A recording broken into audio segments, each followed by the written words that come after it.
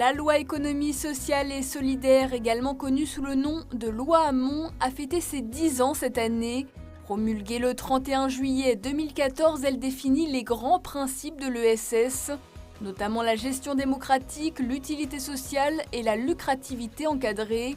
À l'occasion de son anniversaire, le Césaire Grand Est a organisé un colloque intitulé l'ESS, une chance pour la ruralité.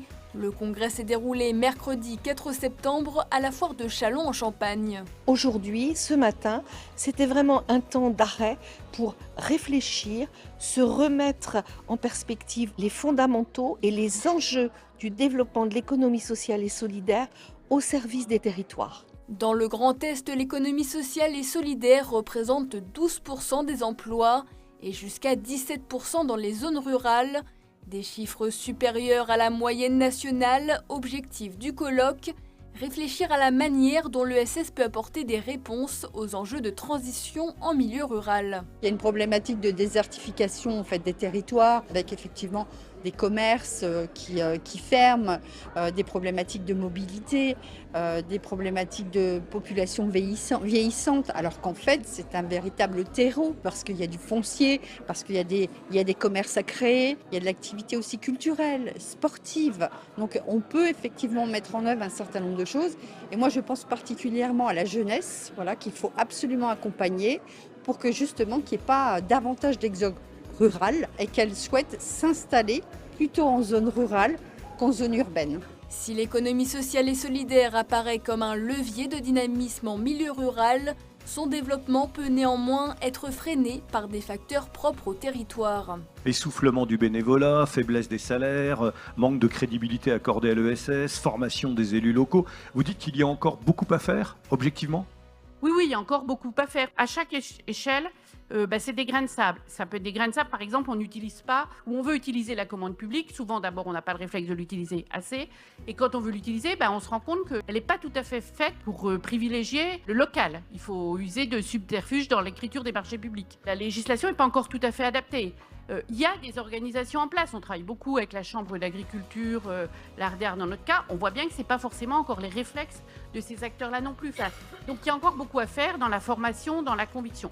Et il y a beaucoup à faire, et à mon avis, c'est un rôle important des collectivités pour ne pas cloisonner les secteurs. C'est-à-dire qu'il n'y a pas d'un côté l'ESS quand on a l'échelle d'un territoire et d'un autre côté les autres acteurs. Pour les différents intervenants répartis en table ronde, la notion de coopération et de faire ensemble est primordiale. Pour moi, si on devait retenir une seule chose de ce congrès, c'est qu'on voit que la synergie qui est opérée sur les territoires, elle est présente aussi entre les différents acteurs aux différents échelons qui se rassemblent aujourd'hui pour faire la promotion de l'économie sociale et solidaire. On a vraiment envie de faire ensemble. L'ESS, si elle veut continuer de se développer, elle doit absolument créer des passerelles avec tous les acteurs, surtout pas se refermer sur elle-même. Je l'ai dit pendant la conférence, ce qui me fait moi le plus peur, c'est les silos, c'est les frontières. On se développe en s'ouvrant aux autres modes de pensée, aux autres modes de fonctionnement. Tout l'enjeu du pôle européen du chanvre, c'est cette notion de coopération. C'est pour ça que c'est passionnant, parce que cette plante chanvre, elle nécessite en fait la coopération pour être bien utilisée